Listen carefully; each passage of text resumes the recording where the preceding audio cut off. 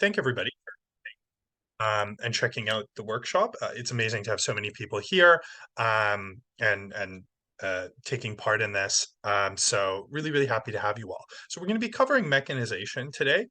I think this is probably, unfortunately, often a very neglected skill, but it's incredibly important. And I think at a very high level, it's often what most people end up deciding rounds on, and often I think is probably the biggest difference between high school and university level debating.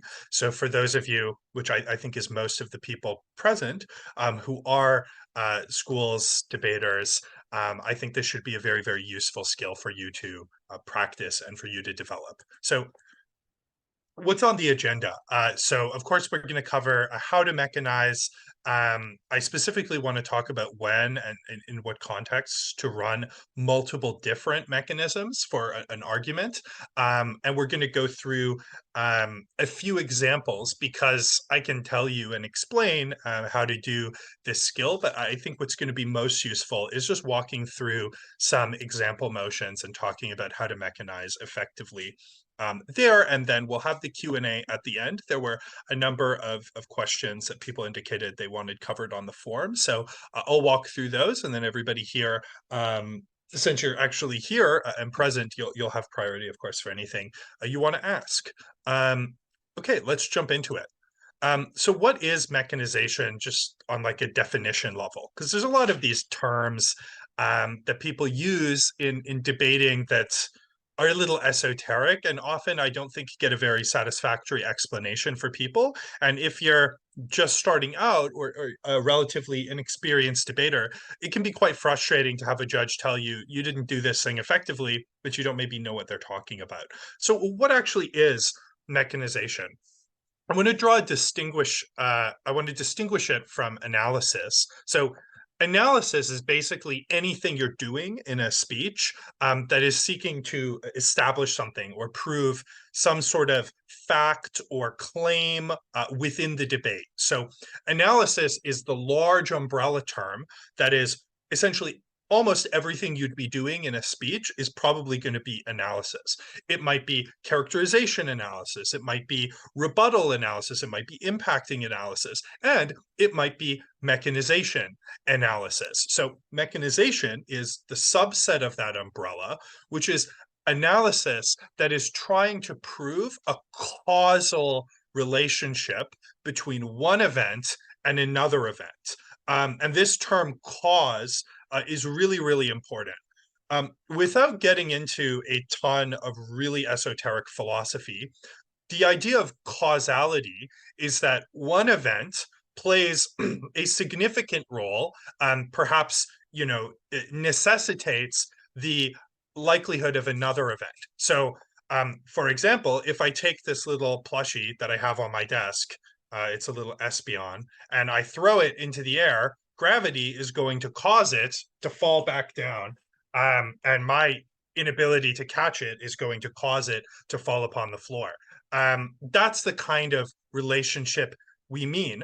But I say plays a significant role because often when we're not talking about physics and scientific relationships, it can be difficult to prove 100% that something will cause another thing.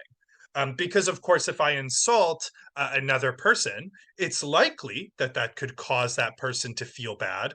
But I mean, they might not care about what I have to say. I might, insult them in a way that they don't understand. They might not speak English. There's all kinds of weird things that could lead to what would normally be a causal relationship being somewhat frustrated and not work. So the concept hopefully is something everyone understands, but this is what mechanization is it's trying to establish that some event happens that's going to lead to another event, similar to a chain of dominoes that each topple one another to lead us to some kind of end result, which is what this argument would be seeking to prove happens. So mechanization, cause and effect, and zeroing in not just on what that causal relationship is, but in trying to establish a high probability that it's true. So that in most cases, in most circumstances, this is going to be a causal relationship. Of course, we can think of counterexamples like people not understanding English I proposed, but of course, in most cases, it will be a causal relationship there. So let's move. Okay, so how can we mechanize effectively? Like I was talking about, all we'd seek to prove here most of the time is you want to prove that it's likely a causal relationship. You don't need to prove every single instance. I mean, go for it if you can, but again, unless it's a mathematical claim, it's hard to prove things in a sort of social perspective to 100% just because of how many different various sort of forces exist that cause human actions and human behaviors. So I think there's a few ways that you can often circle back to is very, very helpful for establishing these kinds of causal relationships in rounds. The first, and I think this is one that a lot of high level debaters often go to very frequently, is to prove that there is some incentive that some person has to fulfill this mechanism. This is going to mean, again, that it's likely in a very high number of cases. So, for example, if we wanted to argue, we wanted to make some claim in a parenting motion, we could explain the relevant incentive of parents, they want their kids to be well off, right? Well, that's true. That incentive exists and is unlikely to be pushed back on too much. So if that's true, we can assume that if a parent thinks that something is good for their child, they're probably going to try and do that kind of thing. Again, some parents are not going to do that because they're evil or they're misguided or something, but most of the time they will, right? So if you prove that a relevant person with authority and power in the situation does have a reason to want this mechanism to work and this thing to happen and this event to cause another thing, then we can probably assume that it is going to cause that thing. Of course, assuming they have the power to make that happen. Incentive alone isn't sufficient. I might have the incentive, of course, to snap my fingers and make myself a billionaire. We'd all have that incentive, but it doesn't mean we can do it. But of course, if there's an incentive for us to do other things, then we likely would. Like if we're hungry, we have an incentive to eat. Most of us tend to eat when we're hungry. That's the kind of analysis we're thinking about when we're trying to prove this incentive to ensure mechanisms happen. The second thing I think you can do is to prove the non-existence or just prove that it's very unlikely that other things would result or that that there aren't things that might frustrate that mechanism. So as an example, say you're trying to prove something with regards to like a government institution. So you want to show that government welfare is going to be a good sort of solution. It's going to be good for the world for governments to give welfare to their citizens. Well, one likely reason that that might not work is perhaps that governments are very corrupt, right? Well, if bureaucrats are embezzling all the money, it isn't a very good solution. So, in order to mechanize that welfare will be an effective way to improve the lives of the poor, we could explain that it isn't very likely that there's a lot of corruption or incompetence, and we could focus on disproving likely alternative causal relationships that wouldn't go in the direction we want our mechanism to go. So you can think of if the domino isn't going to fall, if we prove that it's not going to fall, then it's likely to fall, right? So you can prove the causal relationship by finding a lot of other plausible outcomes of some phenomena and explain that it's not going to be like that. It's going to be the thing we're trying to prove happens. This was also going to help you make a kind of mechanism that is relatively resilient to refutation or other teams' attempts to frustrate and disprove your mechanism, which is going to also help you because it's going to mean it's going to be hard for teams to engage with your argument. Lastly, I think it can be really useful to use a case study to explain the process. Because as an example, maybe you want to use, maybe you're trying to argue that, say, emotional tiger parenting is bad. Well, here it can be really helpful to go through just on to imagine a hypothetical child whose parents are very, very kind of interventionist and talk about the stress that that brings upon that child. You can use your own life as a case study or the life of a close friend, or you can use a character from a book or a movie, or you can use a well-known kind of historical case. Maybe in a geopolitics round, you want to use a recent event in the news.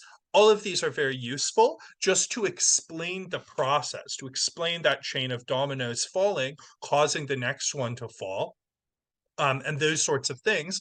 Um, but again, the point here is to explain the mechanism. And it's always important to note whenever you use an example in your arguments, which you always should, examples are really, really helpful, but to ensure that that example isn't mistaken for the mechanism. The mechanism is a causal concept that applies in many instances. This example is just one possible place, or again, a case study of where that mechanism may take place. So mechanism is a conceptual concept that the case study is just one example of. So it's always important to keep that in mind, because often people will perhaps strawman or mischaracterize your argument as if there was only one example of it happening, when actually your argument was deeper and sort of more structural than that.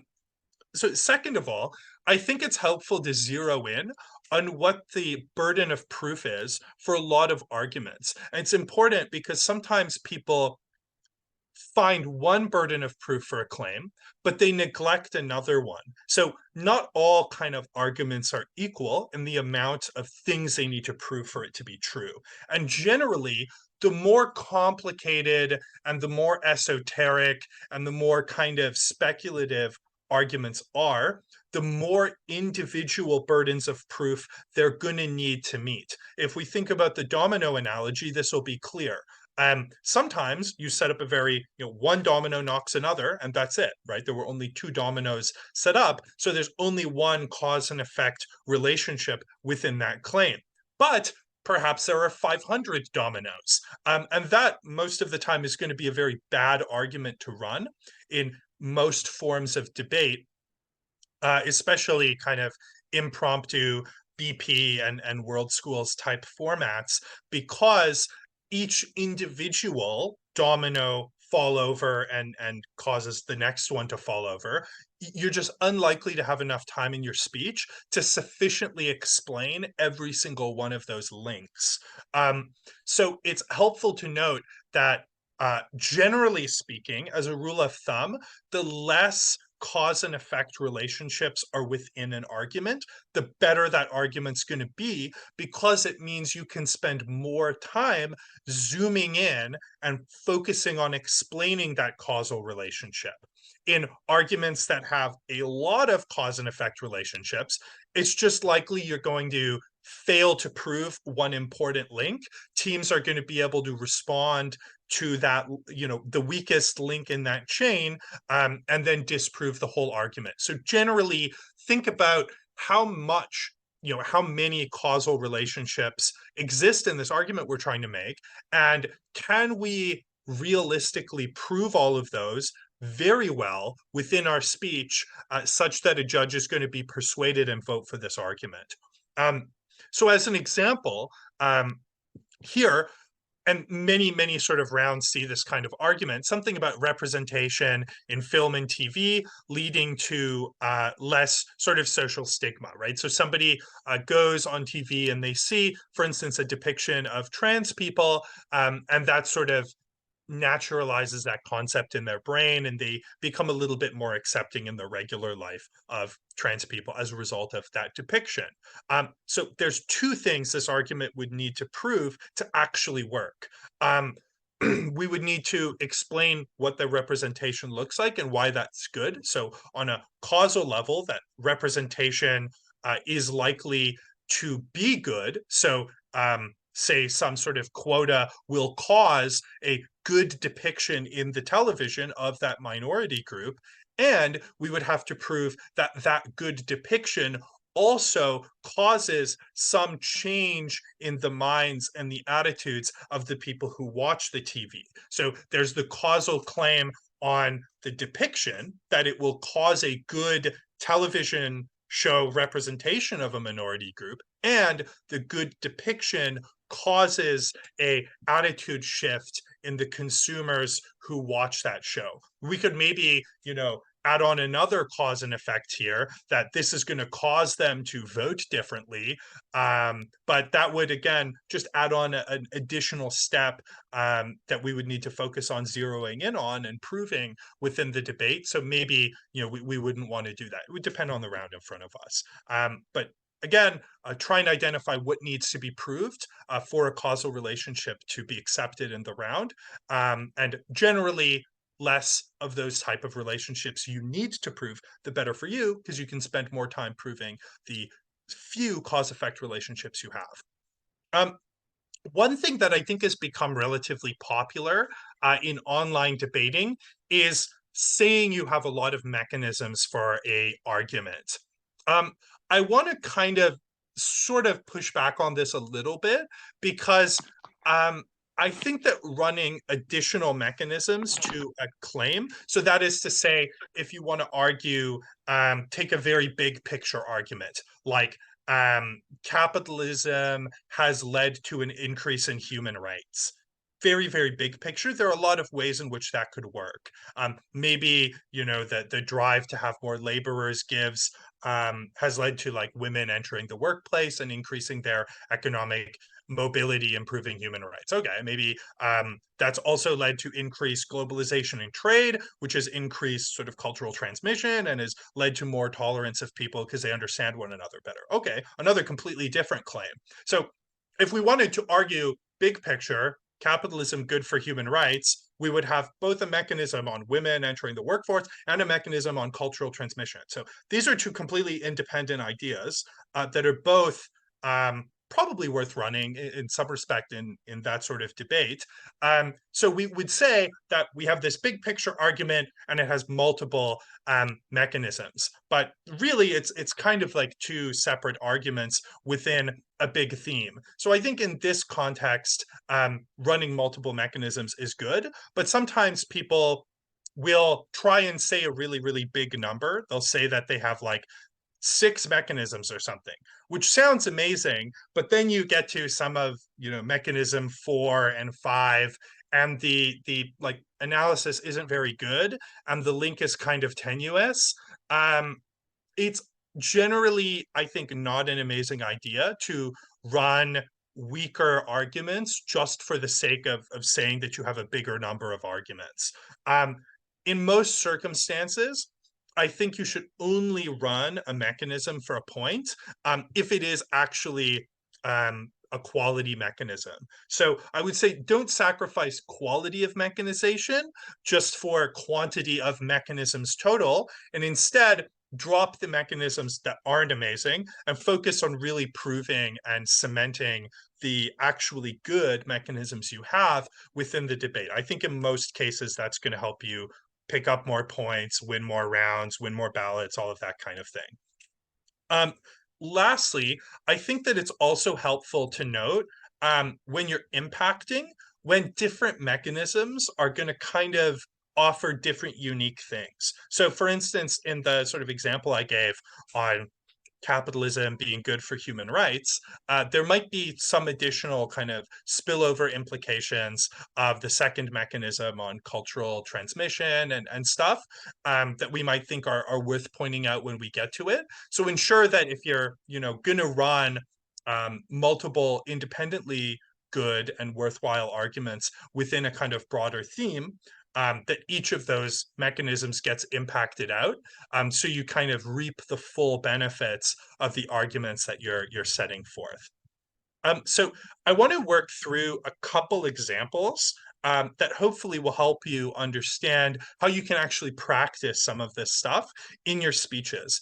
The first example is what I think a relatively simple argument that I'd like to zero in how to make very well. So um, from our previous tournament, the Fall Bash in the 2023, this motion was ran round one, which is this house would ban professional sports that cause high rates of injury.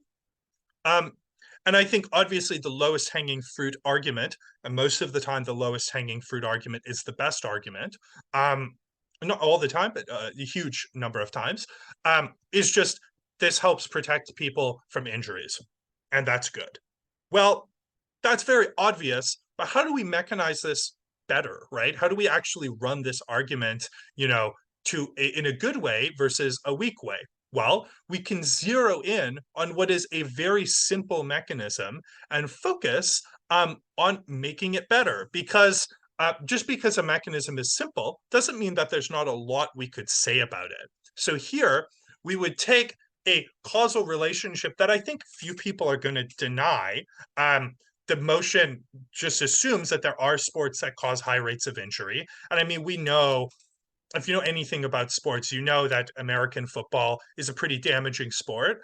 We could think of others. For instance, ballet is horrible for people. Point just like ruins your feet and your legs long term. We could think of other examples also. So that causal relationship is unlikely to be disputed as to whether or not exists. But what teams might do is dispute like the veracity of that causal relationship. They might dispute that there are a lot of such sports and that there are a lot of such injuries within those sports, and those injuries are very serious. So these are the kind of things we want to zero in on when we're mechanizing claims. So we'd go, well, why are injuries very, very common? To go back on the sort of examples I gave you guys to think about mechanizing claims, well, what incentives are at play? Do professional sports teams have incentives to play people when they're hurt? Well, of course they do, right? If someone's going to win the Super Bowl and you think we can either sit our wide receiver who has concussion sort of symptoms, or we can play them and potentially win the Super Bowl, well, the player is probably going to want to play. The team is going to want to play him. So all of the incentives kind of line up to putting someone in a situation where they might cause really horrible, serious long-term injury to themselves. Secondly, we can explain, well, perhaps things that might frustrate the mechanism, effective checks and balances, like, say, rules from the sort of league, or, say, education that informs people of the risks of certain behaviors. Why might those not work? Perhaps there might be a corruption in a league like the NFL. We could bring up how lots of athletes maybe don't necessarily have the relevant education or might be incapable of bargaining themselves. They get sort of put in a sort of one track, and they get one set of skills. That's the only way they can earn money. We could talk about how in a lot of states, like the sort of Russian dance industry is really, really exploitative and abusive. We can talk about those types of environments, the kind of coercion that exists between coaches and the people they train, in order to explain why something that might be a problem for our argument about injuries, that maybe there are checks and balances, that those checks and balances aren't very powerful or very useful. And of course, we could walk through case studies. If we had specialized knowledge on the topic, we could talk about um, the we could talk about those examples and explain, hey, here's a specific case study where someone's life was ruined by an injury. Maybe they did, win a couple more games that football season, but now they can't remember the names of their children. That's horrible. And there are those kinds of cases in the NFL and its sort of history with concussions. So we could use that to explain not just that sports sometimes cause injuries, a claim that is so obvious it almost doesn't even need to be said for judges to believe it, but that sports cause an enormous number of unacceptable injuries, and the whole system is corrupt and exploitative and evil in a way that is going to be much harder for teams to deal with. So we take a very simple argument and we get in depth and we focus on mechanizing it very, very well. Let's do another example before we kind of wrap up and move into. We have a couple things we'll announce at the end here, and then we'll do the Q&A session. But I want to work through one example with you guys as well. I wanted to do a argument that has two claims. So this is an argument from the outrounds of the Western InterVarsity this last year, which is a very, very good tournament. And had exceptional motions. I think some of the better motions I've seen lately were set there. And the motions, this house believes that feminists should support tough on crime policies for crimes that disproportionately happen to women. So the argument, and I think this is relatively the lowest hanging fruit argument here, is just that this is an effective way to advocate for solutions to really bad crimes. So things like domestic violence, sexual violence, very, very bad, right? Obviously horrible. So in this argument, thinking about burdens of proof mechanistically, there are probably two things we'd need to prove here. One is that feminists actually convince people that the feminists supporting, tough on crime policies actually changes anyone's mind, because, if feminists support something and nobody ever hears about it and nobody changes their mind, it doesn't really matter. Unfortunately, that's just the case. We need to prove people actually care what the feminists support in order to gain any ground aside government. And secondly, because the feminists might convince a bunch of people or something, but if that doesn't mean anything, if all of the sort of reality of violence against women remains exactly the same, maybe government proves something, but support inherently for an improvement for people who are for some sort of social change doesn't actually matter unless that support creates some change in law or change in attitudes or change in social convictions that means you get less of these kinds of crimes, or perhaps they're taken more seriously, or perhaps people are arrested who commit them, or something like that, right? There's two steps to this argument. And if we focused only, for instance, on why people who support tough on crime policies, are going to vote in different people. They're going to vote differently on juries. They're going to be more supportive of extrajudicial action or something. We could zero in on claim two really well, but if we didn't prove that you actually get that support, that argument doesn't matter. And it would be quite easy for teams to point to the missing burden on that the support leads to a change in attitude in order to take that argument down. So, of course, you can use as a sort of exercise for yourself how you might focus on filling those kinds of burdens. But we could think, why might feminists why might they have the incentive, of course, to go about advocating this in a good way? What attitudes might people have? We could use case studies, perhaps in successful carceral activism by feminists in the past. We could focus on why again, alternative things that could frustrate the attitude, like, for instance, misogynistic attitudes towards women and towards victim blaming, these types of sentiments, why those wouldn't be relevant here. We could focus all of that for the first claim. And then the second claim, we can talk about why that kind of attitudes, that sort of attitude shift in the general population maybe allows us to change some powerful people's minds, or change government legislature, or change the behaviors of certain people who maybe, are going to still be misogynistic, but we do change their sort of attitudes in an important way to get certain things that women actually need and that is going to improve the lives of women on the ground. So we would need to identify as a team that we need to fill these two burdens.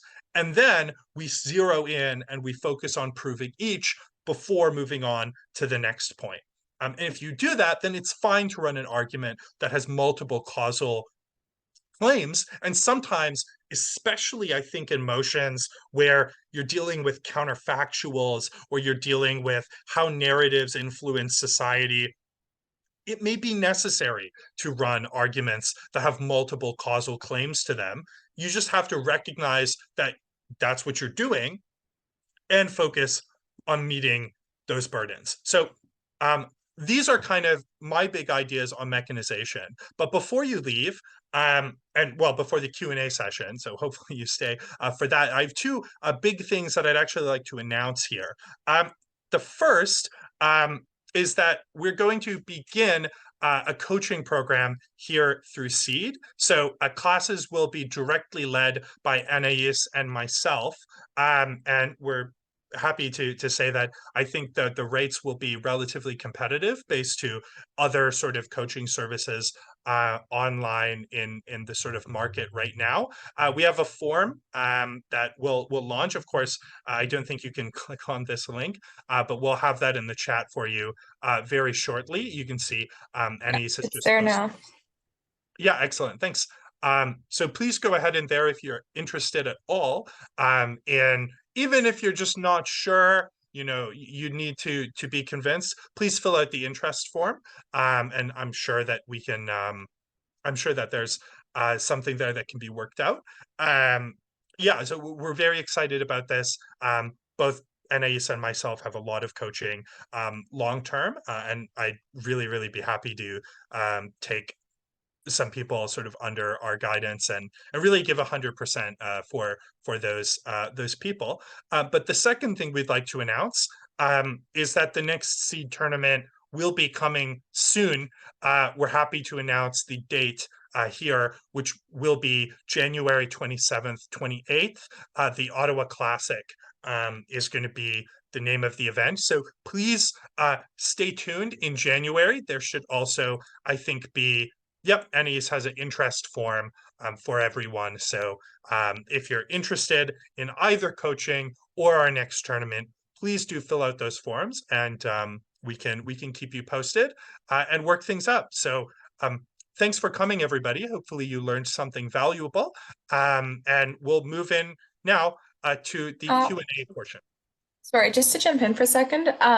I think you said it was going to be the 27th to 28th. It's actually the previous weekend. So it's the 20th to 21st. Just in case anyone's confused, because I know the date is different on the PowerPoint and the invitation, but the invitation is the one that's correct.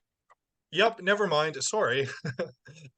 Yeah, what Annie said is correct. My bad. Is the Ottawa Classic in person or online? It will be online. It's just named Ottawa Classic because that's the capital of Canada. For those of you, I know we have a lot of people internationally who come to our events who we're more than happy to have. But yeah, just so there's no confusion there. So there were a number of you who asked some questions on the form.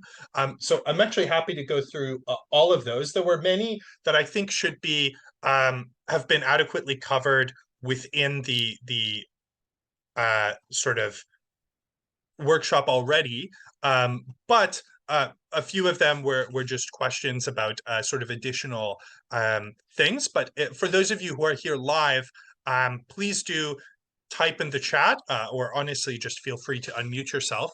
And if you ask me anything, either about mechanization or about debate generally, I'm more than happy to take those questions. So let's go through just while we're sort of waiting for people maybe to ask things. Will we be able to see these slides anywhere or the recording? Yep, both the slides and the recording will be posted shortly after. Also, I think we should probably be okay to end the recording. I don't know if you can actually do that, Anais, but yeah, I can stop the recording. I was wondering, do you want to maybe answer the questions we got on the form for the recording, and then once people start talking, we can stop the recording? Okay, that makes sense. Yeah, sure. Let's go through the questions that were on the forum. So, um, so one, uh, I'll just sort of post them in chat. Actually, I don't want to make it so people have to scroll up for the forums. So the first question on the forum was, what do you do when you can't understand what the opposing team is saying in a debate? Maybe their voice is too quiet or they're using too fancy words. Um, the truth is that there's really nothing wrong with just uh, POIing someone and asking them like, "Hey, I don't really understand what you're saying. Could you maybe use some little bit clearer language?" At the end of the day, I think judges are gonna probably have difficulty understanding people too. So if you're just honest and you say, "Hey, I didn't understand what this means, but I think maybe they were getting at this idea," if you're struggling, the judge is probably also struggling. And so if you're just honest and make a good attempt, I think people aren't going to hold that against you. But of course, you can always just ask, on POI, could you summarize your argument, in one sentence to me, so I can respond to it, or those kinds of things. And I think that should be fine most of the time. Um, because of course, again, judges are probably struggling, as are you. So if you just try your best to infer what maybe this argument could be about and respond to that, you're probably pretty close. The second thing that people indicated on the forum is, what are some suggestions to writing your argument before you speak so you don't forget your points?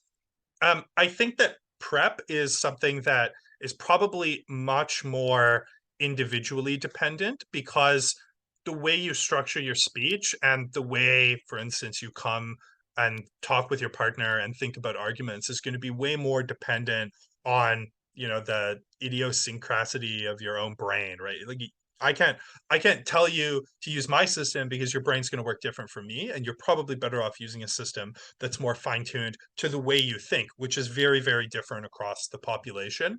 But some things I think that can be helpful is, in general, I think online debating has maybe instilled a bad habit of over typing things that a lot of people have sort of started to use. I think in general, I'm a big prep on paper kind of guy, but I think that often underwriting things helps you keep it big picture and ensure that you don't lose something really important in the 15th line of the notes you were taking. Just focus big picture. What is the argument the other team is saying? What is its burden of proof and the mechanisms they're using to fill it? And what are their sort of terminal impacts? Those are the only things you need to get down, really. So focus on those, and it'll be easier to ensure that you meet all of the big things that you get. And the same goes with your argument. Just write down the big sort of picture ideas, and often I find it's helpful to sometimes rewrite arguments. Usually I'll prep my entire PM speech and then I'll just write it again. I'll prep it again because I'll prep it cleaner, I'll prep it faster, bigger, faster, stronger, whatever that Daft Punk song was. But the second time I prep it, it's going to be cleaner, it's going to be more fluid than the first time. Another question from the forum is, in a whip speech, how do I say my side's points are better than the opposing side's points? So I think that there's a few ways to do this, actually. Really, one is you just say that the mechanization is better. So you say that your claims are more likely, and there you would just point to all the stuff we've talked about in the workshop. These are our mechanisms. These are why they're better, and you could point out to perhaps issues in theirs. Maybe they didn't explain relevant incentives, or there are alternative explanations to frustrate them. I don't think I have time to go through all the different ways in which you can do rebuttal strategies, but you can point to the existence of persuasive and helpful rebuttal in order to bring down the points from the other side and then compare that to the very well proven analysis that you have. The other way is to just weigh the heck out of your arguments against other teams. But again, I don't need to. I don't think I have time to go through weighing from the ground up. But of course, I do think weighing is useful. I think one of our tournaments we did a whole seminar on weighing, so maybe refer back to the slides from those. But those what I think be the biggest things as a whip speaker you'd want to point to directly compare your case against the case of other teams, just weighing strategies and the mechanistic integrity of the relevant arguments. Next question from the forum is, what do you do when you hit a bump in the road to remain on track? So I think whether this is just kind of mindset stuff, which I do think is very important to think about. The truth is that sometimes you're going to give a speech that's bad, and you know it's worse than you're capable of, and it's going to be upsetting. Um, that's a fact of life, and it's unfortunate. But at a certain level, you just have to accept that sometimes you're going to let yourself down. I think that it's natural to have some kind of I don't know process to sort of deal with that, and you're going to have to develop something that works for you. You maybe go and be around some friends. Maybe you vent to someone you trust and care about. Maybe you go for a walk. Maybe you do some push-ups. Maybe you go scream into your pillow. Whatever it is, try and find some healthy process to deal with that, and then just forgive yourself. Hey, you're capable of more. Moving forward, this is just going to be one speech out of hundreds. It doesn't mean anything about you as a person. So do give yourself a little bit of time to work through something that maybe, a bad tournament performance. But then at the end of the day, there's always the next hill to climb. And you'll give many more bad speeches, but you'll give many more good speeches too. Next question is, how do you effectively mechanize principles? And what is the best mechanization structure? I assume maybe they mean four principles. I didn't cover that in this workshop because I think principles are kind of like argument X, that they don't work within the normal structure of arguments. And I think that they're best tackled as their own subject matter. But what I would say about when you want to run a principled argument, I think the best way to do that is first to establish the existence of the principle on its own. So, for instance, if I wanted to make an argument about, say, human agency, which is just the idea that it's inherently good for people to be in control of their own lives and make their own decisions. Well, for that principle to be true on its own, it would have to be true even in a context where maybe the pragmatic outcomes are worse. So we could look maybe for some hypothetical examples of that. So one thing I think that's helpful is find an example of the principle no one's going to deny.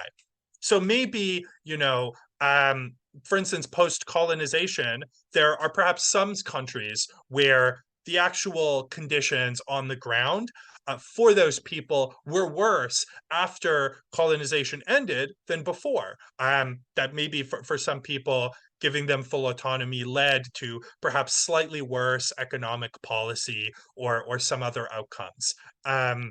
Even if that isn't true of any country, we could imagine a hypothetical country where that might be true.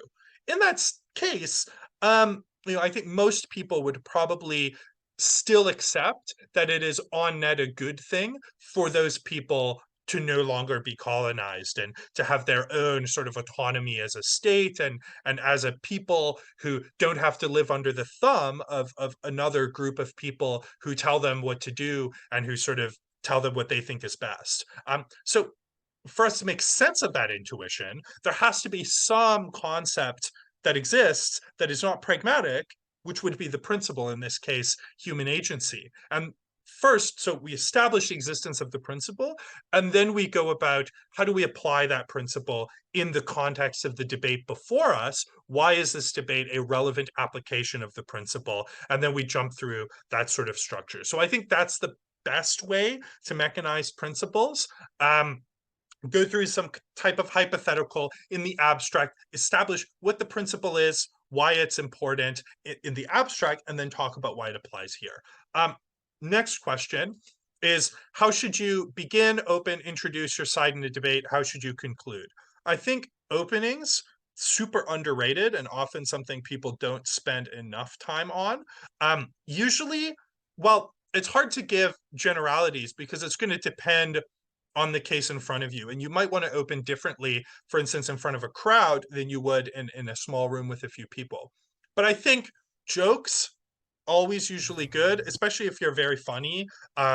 it's, not everybody is funny. So if you are funny, jokes are a great way to open your speech. If all else fails, make a joke about yourself and your own life. Most people find that somewhat endearing. Um, Another thing to do, start with an example. Maybe show a little bit of vulnerability. Maybe um, show the judge or the other people in the room or the audience a little bit of who you are and where you're coming from and your perspective and why the motion might be really important. The arguments you're making might be really important to you. It's kind of a free way to get people on your side and establish things. But generally, I think the best way to open is just big picture. What is the overarching one sentence summary of what this is a case about and what you think is at stake in this motion and why we're talking about it? And the same is true with conclusions. Just end with, I usually like to end with the terminal impact of my case. So just, what have we proven? We've proven this really important thing that I want you to go off in your sort of deliberation and think about that thing that we proved. Remember, we proved that. And hopefully you did prove it, but the very least, it's the conclusion. We're going to at least have to pretend we proved it. So those, I think, would be the things to focus on there. Next question. There's only two more from the forum, but I want to have these. I did want to go through all of them. How do you make weighing obvious, like obvious that we are weighing? The simple answer is to just say the word weigh. Say, let's weigh this argument. And to use terms like, why is this important? Why is this more important than the opening government impact, right? Just use these terms and smack your judge in the head, not literally, but with the obviousness that you're weighing. So just use the buzzwords. Sometimes it can be a bit cringy. I know most people are tired of hearing the term structural reason, but at the end of the day, buzzwords are helpful, because they work where they need to be so that you get those points. So buzzwords really are helpful. Use them as much as possible. Not too much, but you get the idea. And lastly, how do you weigh non-practical principles over one another? So the truth of weighing principles is just that you need to focus on the two things I talked about initially. How you establish the existence of the principle. So why is this principle super important in the hypothetical abstract level? If you do a really, really good job giving a bunch of intuition pumps and explaining all of this kind of thing, then if we believe this principle is super important in the abstract, then I'm going to believe it's more important than the other principle you're providing. And again, maybe the principle might be important in the abstract, but maybe it's not as applicable here. So you can do a better job at applying the principle to the motion and explaining that you've done a better job applying the principle to the motion than the other team. So, and this can be difficult, but you want to compare the relative validity of the principled analysis each team has provided and try and give some sort of reasons why your principled analysis is better. So those are all the questions from the forum, but I see a lot of you have some great questions in the chat, so we're going to move on to those next. I'm sorry if this has been mentioned, but with mechanization, I know a lot of debaters struggle during allotted case construction time. Yeah, so I think the truth of prep is that you need to practice it kind of like a skill. One thing that I was doing for a while was giving speeches where I didn't prep at all. So I would come to a spar or I would come to a practice round and I would just ask to be slotted as prime minister and I wouldn't look at the motion and I would just immediately start my speech. And the first few times I did this, I gave a horrible PM speech and it got a little bit better. And I got good at just zeroing in to what is this motion? What is, again, the low hanging fruit argument? And just slowly focusing on trying to find and prove the key claims for those arguments. And I think after doing it for a while, honestly, some of the PMs I've given on no prep were probably better than some of the PMs that I focused on prepping a ton, just because you can kind of talk yourself out of a good speech sometimes by trying to do too much and by trying, getting too bold with your aspirations and setting up too much and then not giving enough time and energy to the claims that really matter at the end of the day. So I think those are the helpful things. And I think if you focus with your partner specifically on what the burden of the argument is. So what does this argument need to prove to an enormous degree to win. What if I was a whip speaker would I use as my big guiding question to compare this argument against other things? Is there like a clear counterclaim? A lot of the time during prep, you can kind of try and identify like government's probably making this kind of argument, but then the obvious lowest hanging fruit response to op is that it maybe goes the other way. So, well, focus on the thing that wins that clash for you and focus on fully proving those kinds of things. As you prep more and more, I think it's helpful to kind of see where your intuitions lie. And one thing I think that's also very helpful is to find a recorded round, just prep an OG for it, and then look at what the team in the recorded round did, and just compare your case to that OG and go like, where did they see, what did they view as being an important thing to prove, and why didn't I think that was important? If I think that this case is clearly better than mine, and if you find like a world's quarterfinal, it's almost certain. Assuming you're not asking the question, world's quarterfinalist or something yourself, probably their case is going to be better. So we can just ask ourselves, why is it better? What things did they seek to prove that I didn't notice and I didn't think about? Why didn't I think about that? And just next time, try and find those things. This sort of thing. So prep is I think something you want to practice and something you want to drill just in your own time. And of course, it's something you can do yourself.